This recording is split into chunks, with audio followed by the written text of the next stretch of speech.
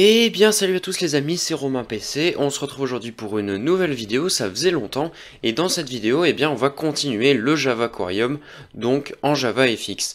Alors on va passer à la partie 2, on va commencer tout de suite, on va faire l'exercice 2.1. On avait vu dans l'exercice, dans l'épisode précédent, donc le dernier exercice, le 1.2, on avait vu donc que les poissons carnivores devaient manger d'autres poissons, tandis que les poissons herbivores allaient manger des algues.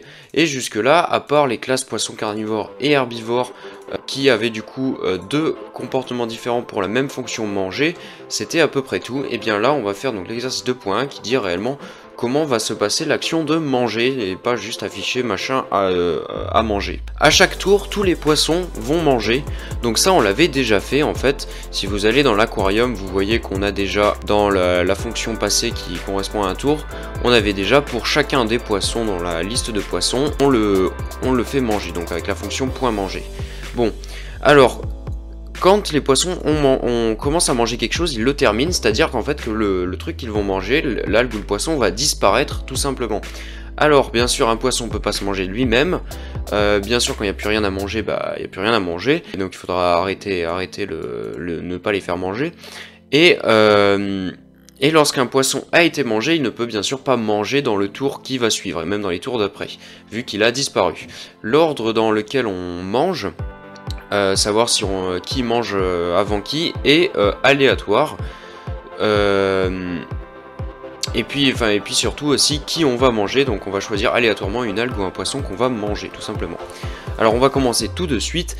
Donc avant ça il va falloir par contre faire 2-3 modifs qui vont permettre d'accéder aux différentes variables qu'on va utiliser, notamment ici tout ce qui est liste des poissons et de leur vue, vous alliez les passer en public au lieu de private, de même que la fonction treat pause qui permettait de mettre en pause l'exécution du tour pour terminer une animation, vous la mettez en public aussi.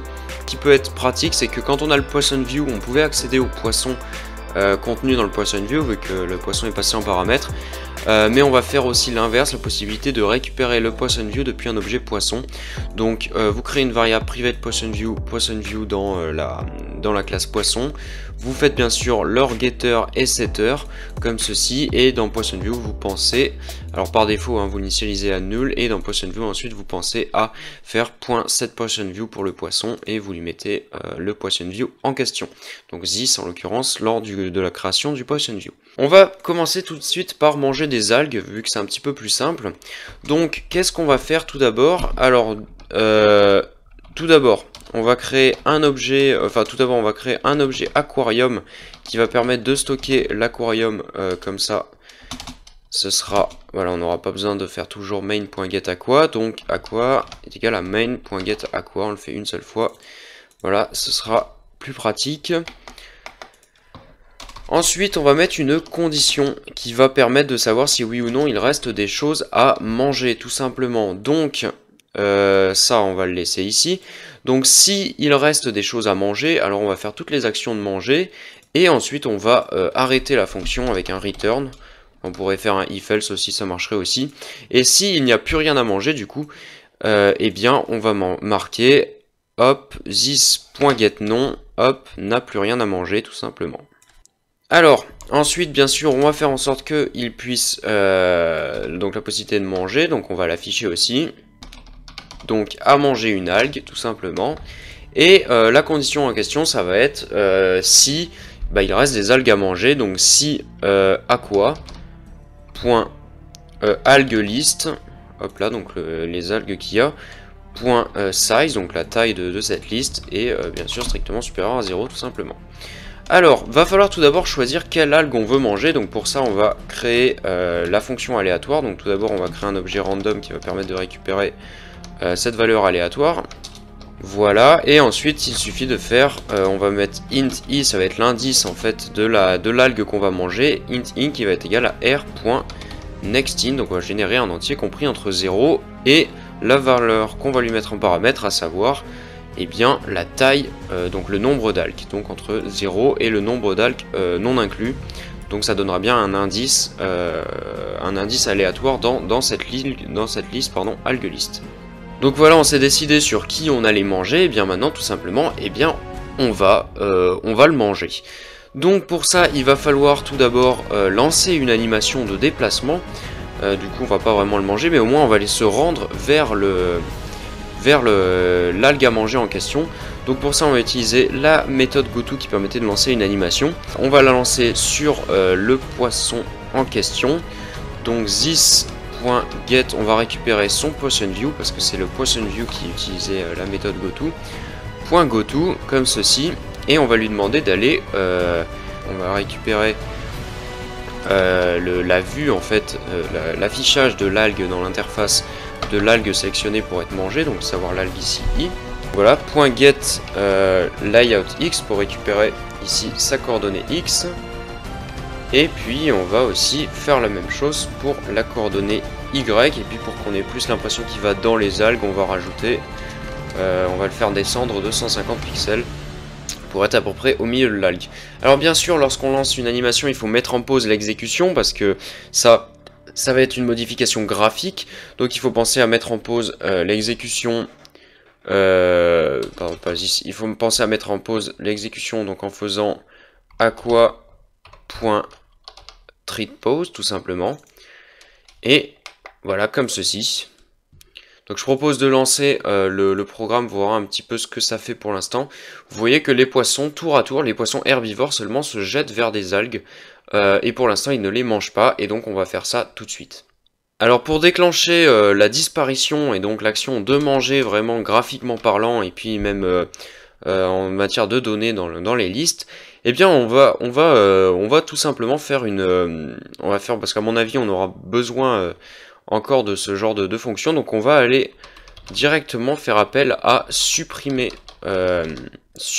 algues, donc une méthode qui va permettre de supprimer les algues et qui sera donc dans l'aquarium. Donc elle n'est pas créée, donc ici hop, je crée cette fameuse méthode supprimer algues, et donc la voici. Pour supprimer une algue, c'est très simple, il va falloir en fait la supprimer des éléments de liste. Donc pour ce faire, alors on va par contre lui passer un indice en paramètre, donc ça va être le numéro d'algue à supprimer, donc pareil on la passe ici en paramètre. Donc ce qu'il va falloir faire, c'est prendre la liste, donc algue list, et on va supprimer à l'indice numéro i.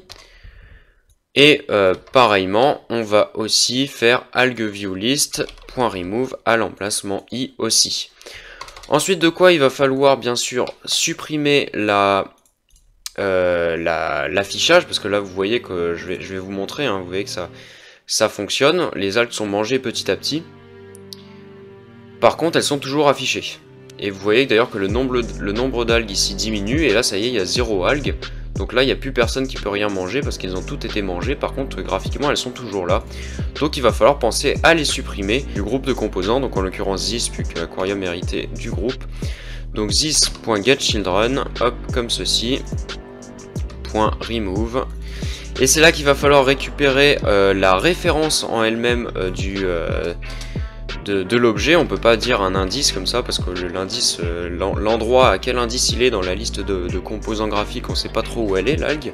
Donc ce qu'on va faire, c'est qu'on va la récupérer avant ici de la supprimer des emplacements. On va tout simplement faire algue, on va l'appeler cible, ça va être égal donc à algue view, hop là, list .get à l'emplacement i. Tout simplement, on récupère en fait l'algue. On va même l'appeler cible view vu que c'est une cible view, et du coup pardon, c'est un algue view. Et on peut donc retirer cible view comme ceci tout simplement. Alors vous allez voir que ça ne va pas marcher. Voilà, ici on a une erreur parce qu'en fait on est en train d'essayer de faire une modification graphique depuis un thread qui n'est pas le thread JavaFX. Alors, pourquoi? Eh bien tout simplement parce que supprimer algue a été appelé depuis poisson herbivore qui lui-même se trouve dans la boucle de gestion des tours, qu'elle a été appelée depuis la fonction passé, et la fonction passé qui elle-même a été appelée depuis boucle, et boucle qui est un thread qu'on a nous-mêmes créé qui correspond au calcul en arrière-plan. Donc ce qu'il va falloir faire, c'est faire une petite technique qui s'appelle le platform.runLater. Ce que ça fait en fait, c'est que ça dit au composant graphique, enfin au thread JavaFX, dès que tu peux, eh bien tu m'exécutes ce qu'il y a là-dedans. Voilà, donc ça le met vite en file d'attente, mais vous allez voir que ça ne pose pas de soucis. Alors, juste par contre, bien évidemment, il y a toujours le problème que This fait maintenant référence au New Rename dans lequel on est. Donc il va falloir créer un aquarium qu'on va appeler Aqua, qui va être égal à la référence de nous-mêmes, de l'objet dans lequel on est. Donc l'aquarium en question, en l'occurrence. Et on peut faire Aqua. Et là, vous allez voir que ça fonctionne. Regardez, on a bien nos poissons qui viennent manger les algues. Donc à chaque tour, chaque boisson herbivore. Donc en l'occurrence, voilà, les trois là, si je dis pas de bêtises, les trois là viennent manger des plantes. Alors voilà, maintenant je vais vous montrer comment faire pour faire manger les poissons carnivores, donc la méthode manger pour les poissons carnivores. Elle m'a pris un petit peu plus de temps que prévu, donc c'est pour ça que je l'ai déjà faite, maintenant je vous l'explique. Je vais commencer par vous montrer ici une petite modification dans la boucle for. Alors, le problème en fait de manger les poissons, c'est que, enfin des carnivores, c'est qu'ils mangent des poissons, et le risque c'est qu'un carnivore mange un autre poisson qui n'a pas encore mangé. Normalement avec une liste ça ne pose pas, avec une for comme ça et une liste parcourue par une boucle for comme ça ne pose pas de problème, parce que on va supprimer un élément dans la liste et donc l'élément suivant dans la liste ce sera toujours le bon, on ne pourra pas, voilà, parce qu'ils seront toujours supprimés dès qu'il faut. Mais le problème c'est si jamais on mange un poisson qui se trouve avant dans la liste. Et bien le problème c'est que là il va être supprimé de la liste et donc on va décaler tous les poissons qui se trouvent après lui dans la liste vont être décalés d'un cran, et ce qui fait que l'indice ici de parcours de la for va être décalé d'un cran, ce qui fait qu'en pratique on va sauter le tour de mangeage d'un poisson. Donc il y a un poisson qui ne mangera pas à ce tour, donc c'est pas ce qu'on veut non plus. On pourrait faire une boucle for each où on met une copie de la liste actuelle. Comme ça, on ne supprimerait pas ce qu'il y a avant dans cette copie. Voilà, on pourrait la parcourir comme ça, telle quelle. Par contre, là, on aurait cette fois-ci le problème de qu'est-ce qui se passe si on mange un poisson qui se trouve après celui qui est en train de manger. Qu'est-ce qui va se passer? Eh bien, on considère qu'il a été mangé, donc il est techniquement mort et a techniquement disparu, mais dans la copie, non, il n'aura pas disparu. Donc bref, en fait, ce qu'il faut faire le mieux, c'est de noter les poissons qui sont morts, qui ont été mangés. Donc on les mettra à null, tout simplement. Donc ici, je fais en sorte que si le poisson à l'emplacement i est différent de null, alors seulement j'ai le droit de le faire manger. Si je tombe sur un null, c'est que c'est un poisson qui est mort, et bah je le fais pas manger. Donc ça veut dire qu'on a du coup cette fonction un peu glauque, nettoyer les morts, qui en fait supprime toutes les occurrences de null dans la liste, donc après chaque opération de mangeage. Voilà, ce qui permet de reprendre une liste un peu propre sans les nulls un peu partout s'il y a eu des morts durant l'opération, tout simplement. Ce que je voulais parler vite fait, c'est que dans PoissonView j'ai rajouté deux fonctions, relancer et arrêter. Avec point arrêté on arrête la timeline, et avec point relancé on reprend la timeline tout simplement, donc l'animation de déplacement random.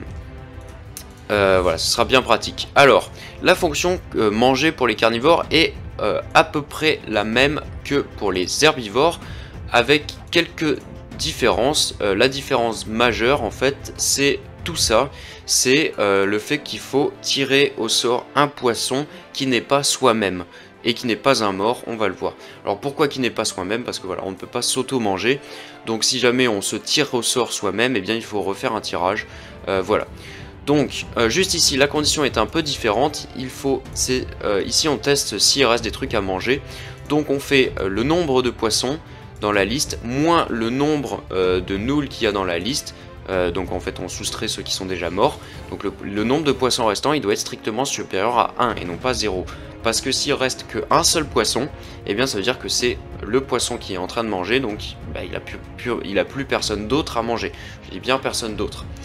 Donc ici le random, l'indice de la cible, cet indice est généré aléatoirement parmi toute la liste, et ici on a une boucle tant que cet indice est égal à notre propre indice, donc ici si PoissonList.getIt égale this, donc nous-mêmes, ou qu'il est égal donc à l'emplacement dans la liste, on tombe sur un poisson mort égal null, et bien on retire. Voilà, on ne peut pas se manger soi-même et on ne peut pas manger ses morts. Ici je récupère le nom de la cible, parce que voilà, elle va être supprimée ici dans supprimer poisson. Donc je le mets de côté dans une variable, puisque juste après j'affiche machin à manger et la personne, tout simplement. Ensuite ici, c'est exactement pareil que pour les herbivores. Donc on lui dit de se rendre sur les coordonnées du poisson cible, on met en pause le thread le temps qu'il fasse son animation, et on va faire la fonction supprimer poisson dans l'aquarium. J'ai juste rajouté ici la ligne, on arrête le poisson cible tout simplement. Le problème c'est que si notre poisson arrive sur sa proie et que la proie a un peu bougé, bah graphiquement c'est pas très joli vu qu'il va manger un truc qui est à 1 mètre plus loin, c'est bizarre. Donc voilà, quand on dit qu'il mange quelqu'un, le poisson cible s'arrête et puis on fonce dessus, on le mange.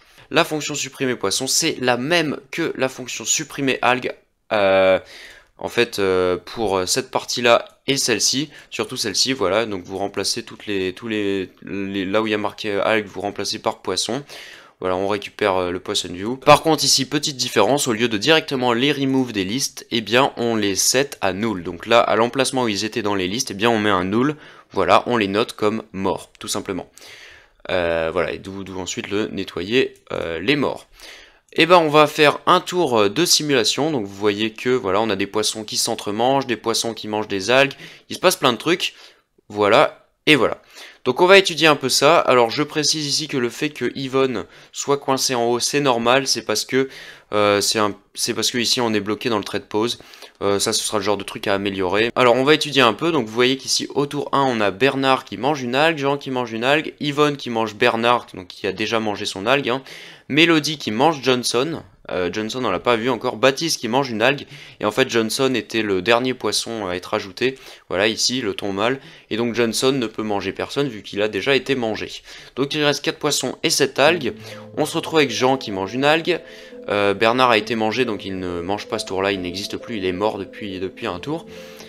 Yvonne mange Mélodie, et donc là ce serait au tour de Mélodie, mais Mélodie est morte, et Baptiste mange une algue, on se retrouve avec donc 3 poissons, 5 algues, Jean mange une algue, Yvonne mange Baptiste, et bah Baptiste il est mort. Il reste donc 4 algues et 2 poissons, Jean mange encore une algue, Yvonne mange Jean parce qu'il reste plus que Jean à manger, il reste donc plus que 3 algues et Yvonne, donc un poisson, et Yvonne n'a plus rien à manger vu qu'elle est carnivore, et donc il reste plus que Yvonne, tout simplement. Alors voilà, donc ça c'était pour la partie manger, donc les actions de manger fonctionnent. Par contre maintenant on va faire des modifications sur justement le fait de manger. L'exercice 2.2 dit qu'en fait au lieu de manger les gens directement, eh bien on va mettre un système de points de vie. Donc je vais lire l'énoncé avec vous. Donc chaque être vivant aura 10 points de vie. Alors ici, si vous regardez des solutions sur internet, vous verrez qu'ils utilisent des fois une interface ou alors une classe mère aux algues et aux poissons qui s'appelle être vivant et qui permet de mettre un petit peu tout ce que les algues et les poissons ont en commun, notamment le système de points de vie, le fait qu'ils aient une image chacun. C'est un choix que j'ai pas fait, mais on regardera si on peut pas le mettre en place. À voir. Donc ils ont tous 10 points de vie, et en fait un être vivant ne meurt que lorsqu'il arrive à 0 points de vie, tout simplement. Les algues grandissent à chaque tour, donc c'est les seules qui regagnent des points de vie. Elles vont gagner 1 point de vie par tour. Une algue qui se fait manger par un poisson, donc hop, il lui grignote 2-3 feuilles, et bien elle perd 2 points de vie. À chaque tour qui passe, les poissons vont aussi, eux par contre, perdre des points de vie et non pas en gagner parce qu'ils ont de plus en plus faim. Donc ce qui fait qu'ils peuvent mourir de faim. Un poisson qui va avoir suffisamment faim, parce qu'un poisson n'est pas tout le temps en chasse a priori, et bien donc ça veut dire qu'il a 5 PV ou moins, et bien il cherche à manger, donc la fonction manger ne se déclenchera qu'à ce moment-là. Les herbivores vont manger des algues bien sûr, et ça leur fera gagner 3 points de vie, et l'algue en perd 2. Les carnivores, eux, vont manger un autre poisson, et ils vont regagner 5 points de vie. Et se faire mordre fait perdre 4 points de vie. Condition supplémentaire, on ne peut pas manger un poisson de sa propre espèce. Alors voilà, on va virer la do while puisque un poisson qui mange n'a qu'une seule chance. Donc visiblement le random ne se fait qu'une seule fois. Si on sélectionne un mort nous-mêmes ou alors un poisson de notre propre espèce, eh bien tant pis, on rentre bredouille. Donc le poisson ne mange pas à ce tour-là et il n'a qu'une seule chance. Et donc voilà, petite ellipse, j'ai fait l'exercice 2.2, je vais vous expliquer tout de suite comment ça fonctionne. On va commencer par voir les petites modifications qui permettent pas en particulier de résoudre l'exercice. Je pense notamment ici, j'ai réglé un petit problème qu'on avait, je sais pas si vous vous rappelez, quand les poissons allaient s'entasser en coordonnées 0, 0, on pouvait avoir au bout d'un moment un freeze. qui en fait était due au fait que au bout d'un moment un poisson on lui dit d'aller à un endroit où il est déjà, et ce qui se passe c'est que du coup la distance qu'il doit parcourir vaut 0, ce qui fait que le temps d'exécution, enfin le temps de trajet qu'il doit avoir valait 0. Donc là c'est juste si le temps est inférieur à 1 milliseconde, mais un temps de trajet de 1 milliseconde. Si des fois il y a 0 milliseconde comme temps de trajet calculé, et bien ici la keyframe ne s'exécute pas. Alors on va voir maintenant les modifications dans la classe algues. Ce qu'on a dû rajouter ici en l'occurrence c'est la vie des algues, vu que maintenant les algues vont avoir des points de vie, qui du coup à la construction de l'objet vaut 10, on commence avec 10 points de vie pour les algues. C'est ce qui était marqué dans l'énoncé. Et de la même manière que pour le poisson, j'ai fait en sorte que une algue puisse connaître l'algue view qui sert à l'afficher. C'est un petit peu comme ce qu'on avait fait pour le poisson et les poisson view.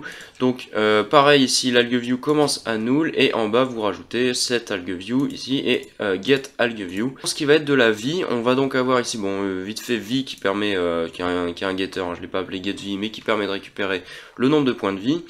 Et c'est surtout ici la fonction addV qui permet d'ajouter ou de supprimer de la vie. Donc si on fait addV, eh bien ça va ajouter, on lui envoie 3 en paramètres, et bien on va ajouter 3 points de vie à l'algue. Si on met moins 3, c'est comme si on lui mettait 3 de dégâts. Donc là c'est tout bête, on fait vie plus égale n. Bon, alors il y a tout ça en dessous, ça c'est très important, c'est ici en fait qu'on va gérer le cas de décès. En fait, le test de décès, il va se faire au moment où on enlève des PV. On se rend compte que si le nombre de points de vie passe, vaut 0 ou moins, on va on prend l'aquarium et on fait supprimer algue. Et encore une fois, ici, on est obligé de mettre un platform.runLater pour mettre à jour ici les informations sur l'algue.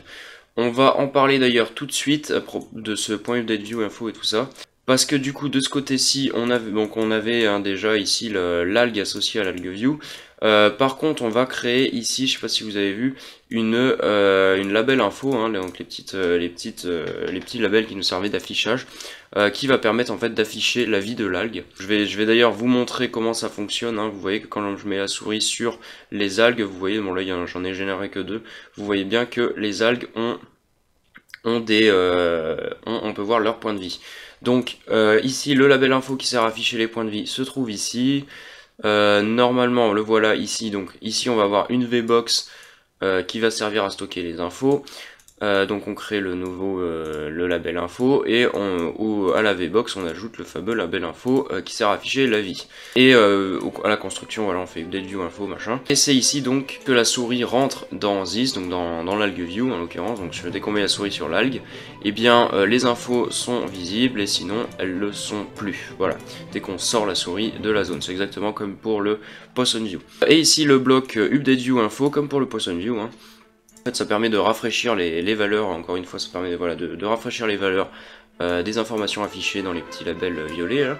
Donc en l'occurrence, il y a juste ici les points de vie, et c'est là que c'est important. Ça, c'est vraiment c'est quelque chose en fait qui va permettre de donner l'impression que les algues poussent. C'est pour ça, c'est ce que vous avez vu dans l'exemple. Vous voyez que les algues poussent au fil du temps, et que quand elles se font manger, vous voyez, elles rétrécissent un petit peu. Donc en gros, c'est ici on a une échelle qui vaut une certaine valeur, hein, c'est une échelle d'agrandissement en fait de l'algue. C'est une valeur complètement arbitraire, hein, c'est juste, j'ai fait quelques essais et c'est ce qui rendait le mieux graphiquement. J'ai juste fait en sorte que si l'échelle passe au-dessus de 1,5, on la fixe à 1,5, ça évite d'avoir des algues qui poussent tellement qu'elles sortent de la fenêtre et du coup il y a plein de problèmes graphiques.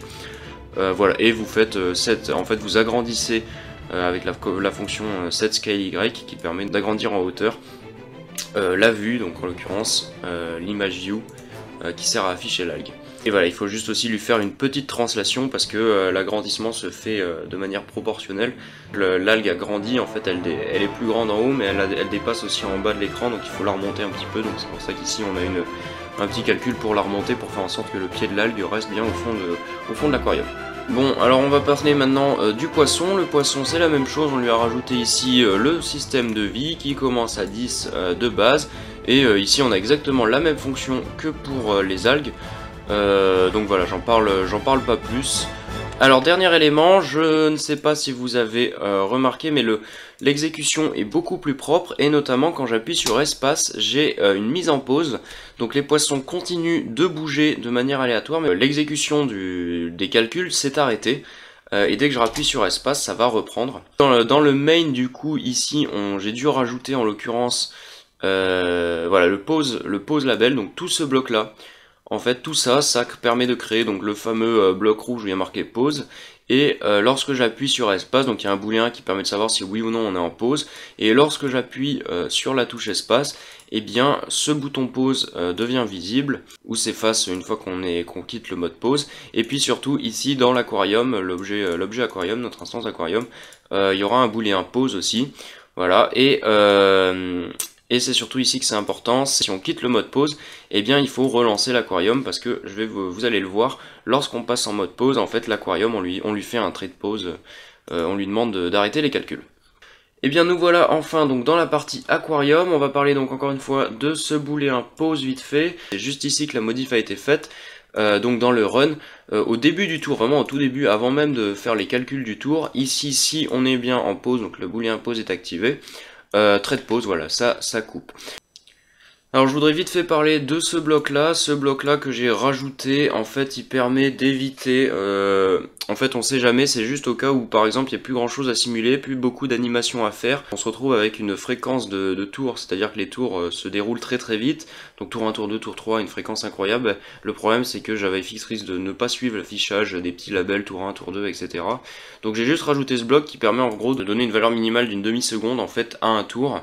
En fait comment on fait? Eh bien tout simplement en gardant ici dans la variable de classe lastTime le temps d'exécution depuis le début du programme, donc avec cette commande, hein, depuis du tour précédent, et on le différencie, enfin on fait la différence avec le tour actuel. On obtient donc en gros le temps d'exécution du tour précédent, enfin du tour qui vient de se réaliser, hein, dans le point passé, hein. Et si en fait cette durée est inférieure à une demi-seconde, eh bien on fait en sorte de mettre en pause le thread de donc 500 moins cette durée pour que on ait bien une attente on ait bien une petite pause de cette partie calcul de minimum une demi-seconde. Et puis si c'est plus qu'une demi-seconde, bah voilà, on n'attend pas plus, on passe à la suite. Alors voilà, maintenant on va vraiment faire l'exercice, hein, 2.2, vous allez voir ça va aller très vite une fois que tout est bien mis en place. Ce qu'il faut d'abord gérer ici dans le bloc passé, c'est bien sûr la fin des poissons, faire en sorte que les poissons perdent des points de vie. En fait, c'est le fait qu'ils perdent des points de vie au fil des tours. Donc au début de tous les tours, tous les poissons, donc pour chacun des poissons dans la liste, eh bien ils perdent un PV, donc on fait point 1 de vie, moins 1. Ici, il y a eu quelques modifications sur le bloc qui permet de faire manger tout le monde, on ne fait pas manger ceux qui sont à nul, qui sont déjà morts. Et bien sûr, c'est ici qu'il va falloir faire en sorte qu'il va manger seulement s'il a 5 points de vie ou moins. Voilà, donc s'il a plus de points de vie que ça, bah, il n'a pas faim, donc il ne va pas manger, on n'appellera pas cette fonction. Ici, on va avoir, à l'inverse un petit peu de la fin des poissons, on va avoir ici la pousse des algues qui gagne bien 1 PV par tour. Donc pour chaque algue, on lui ajoute un point de vie à chaque tour, tout simplement. Et on va commencer par les poissons carnivores. Les poissons carnivores, ici, vous voyez que, bon, il y a un petit peu plus de bordel ici dans le code.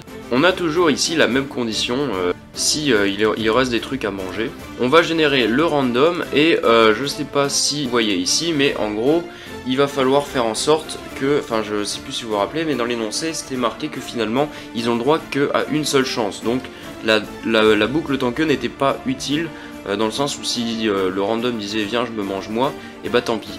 J'ai quand même gardé la do while parce qu'il faut juste faire en sorte bien sûr que on retire quand même au sort un nouveau poisson si le poisson sélectionné se trouve être un poisson déjà mort. C'est pas propre à l'énoncé, c'est la manière c'est ma structure qui fait qu'on a des poissons nuls de temps en temps.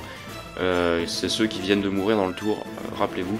Ici on va avoir un if qui permet justement de faire en sorte de dire on n'a rien trouvé à manger si le poisson sélectionné à manger c'est nous-mêmes, donc égal 10, ou si, alors attention c'est là que la commande est un peu chaude, c'est ou si il est de la même espèce, donc en fait vous faites donc le poisson sélectionné, .getClass.getName, en fait en Java, .getClass.getName permet de récupérer tout simplement la string du nom de classe de l'objet, tout simplement.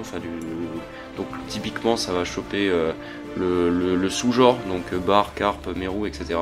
Et si c'est .equals, hein, parce qu'on compare des strings, donc on dit ici .equals, si c'est égal à le poisson en question qui est en train de manger, donc this.getClass.getName, c'est que voilà, on a tenté de manger un poisson de la même espèce. Donc dans ces deux cas là, eh bien on fait la même chose qu'ici, donc c'est un peu une duplication de code ici, mais Voilà, on fait pareil, il a rien à trouver à manger, et puis on return, on quitte la fonction. Alors ici, il n'y a pas de changement particulier, c'est juste ici, il faut penser bien sûr à faire les modifications de points de vie. Donc le poisson qui s'est fait manger, donc celui-ci va perdre 4 points de vie, tandis que celui qui est en train de manger, donc 10, va gagner 5 points de vie.